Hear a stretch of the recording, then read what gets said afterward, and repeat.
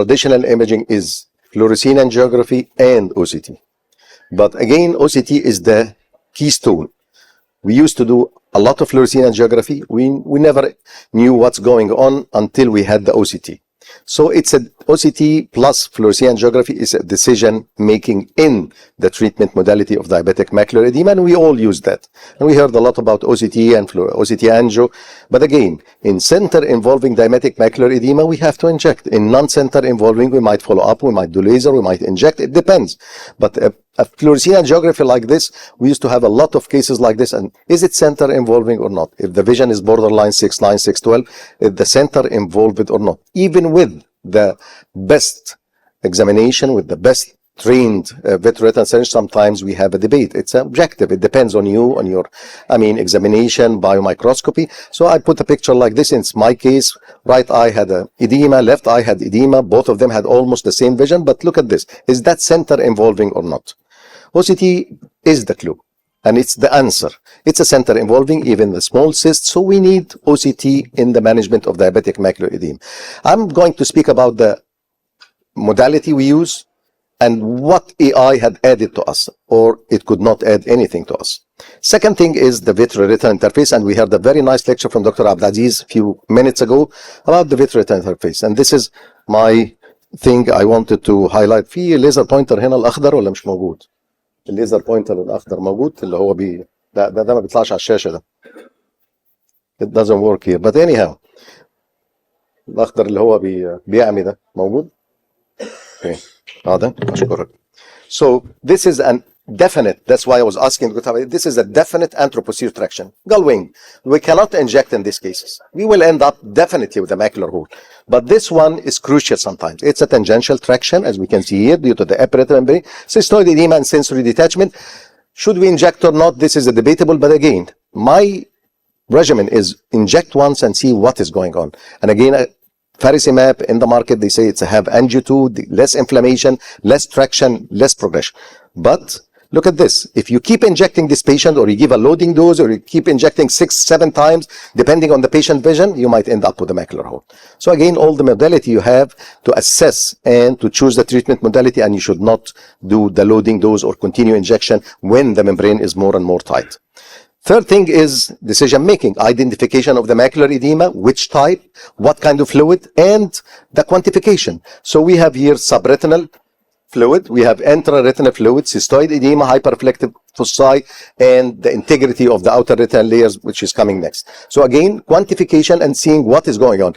Sometimes we used to look at this and say, shall we inject steroids from the beginning in these cases because it's a huge edema? But again, anti-VEGF works in these cases. But to take the decision, which kind of treatment we need to know the quantity. Is it less than 300, more than 500, how the response is? So again, OCT was very helpful in this. Last thing is the decision making in the outer retinal integrity. It will give the prognosis, because the first question the patient asks you, would I be improved? I'm going to be injected. My vision will be improved. It depends on the integrity, mainly of the outer retinal layers, which we can see by OCT. Looking at this is very important to assess before starting treating the patient. The integrity, the disruption of the external limiting membrane, disruption of the ellipsoid zone. So this is another good biomarker to know what is going on. Are we going to inject? Sure, we are going to inject, because we need to flatten this retina. Otherwise, we will have a worse prognosis. But adding OCT angiography here will be much helpful. But my talk is about AI, in the management of diabetic macular edema versus. This is the main things we look at before start treating the patients. What AI added for us? We have a very nice session today in the morning by Dr. Kahtani. He was moderating a very nice session about AI in ophthalmology, and we have very nice talks. And how can AI be very helpful, and how AI can be very decisive, because it starts to generate things which is not there sometimes, and you need to be careful about AI. So we always use AI versus HI. What's HI? It's human intelligence. Human versus artificial. And we still need the human intelligence, and I don't know for how long. The AI, and I have a lecture in the morning about how it quantifies. It gives you the areas of cystoid edema, diffuse edema, the integrity of the outer retinal layers, and the vitreoretinal interface. It can classify that even much more than you can see.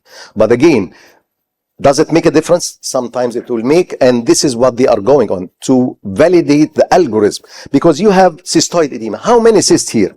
Nobody of us will count the number of cysts. Nobody will count the number of hyperreflective foci. Nobody will see in the multiple line scans how is the traction in certain areas. Nobody will look at the integrity of the outer retinal layers. I showed you only one line scan, but multiple line scans might show more and more problems at the level of the outer retina. So it's the important thing in ATI is that objective measurements, counting number of hyperreflective foci, and in the follow-up, it can detect if the pathology is improving or not by numbers, by quantification. This is another addition. And this is what I said. They follow up, they tell you the improvement, is it normal to baseline or not, or the normal data or not. So it's very helpful. Screening and counting. And this is what the AI do. As I said, it gets the pathology, visualization of the edema, intralateral cystoid spaces, fluid, hyperreflective foci, microcysts, small cysts, pseudocysts, and the membrane. So these changes can be classified as diabetic macular edema with quantification, and the new softwares can tell you how many cysts in there, how many hyperreflective foci in there. And this is very important, I think, in the management and in the follow-up.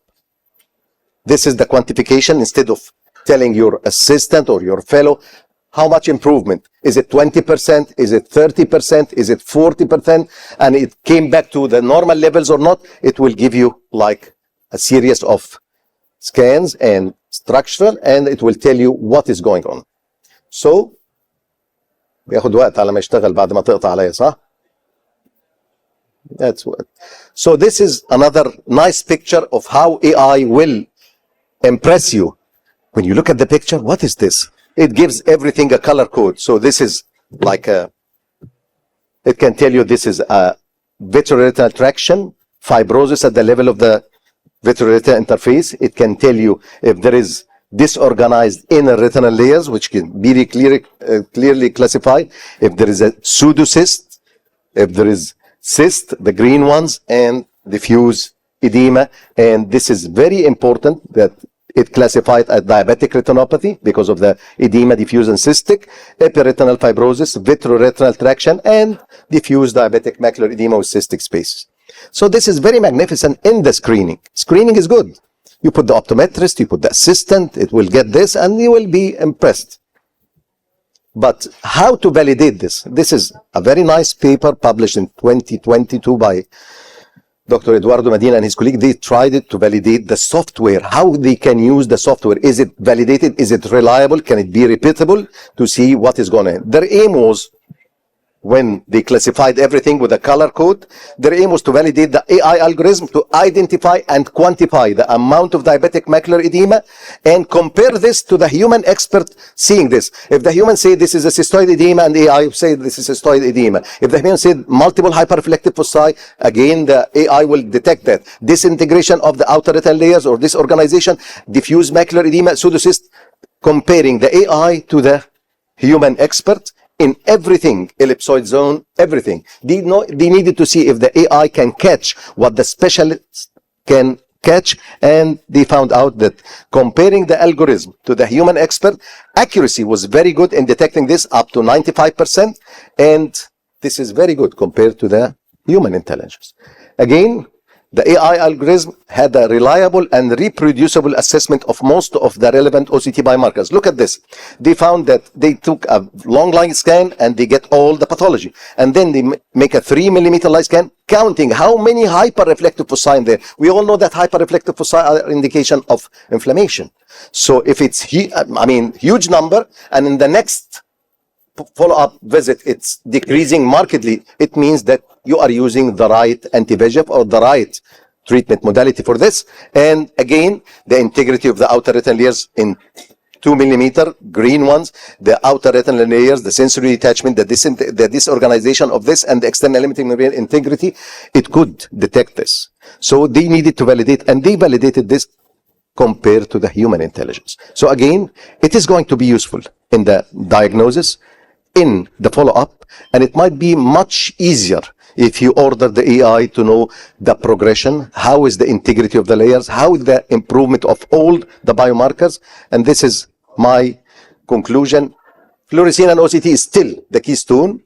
AI is offering an objective way of diagnosing and follow up diabetic macular edema and AI, and the algorithm is validated now. You can use it, and it is considered prognostic even in the treatment for the treatment outcomes. So you can rely on it, but again, you cannot put aside the human factor. Human intelligence is still needed, and I don't think even in the future it will replace us. But again, it will be helpful for us, and make sure that AI always good, but AI sometimes lies. And it happens. They generate things, it's not there, especially when they predict the future. So we should not rely on them 100%. Thank you so much. Any questions before we go? Because I've seen Dr. Al-Amri was passing by. He didn't say anything. He just passed by and went out. You know, like the guards or the police, when they come in and they check the room and then they go out. This is the way he does it. Yes. So, I mean, if there's no question, let's take a group, photo for the speakers and then go back for the group photo in 1 minute. Thank you so much for your listening and for your attendance.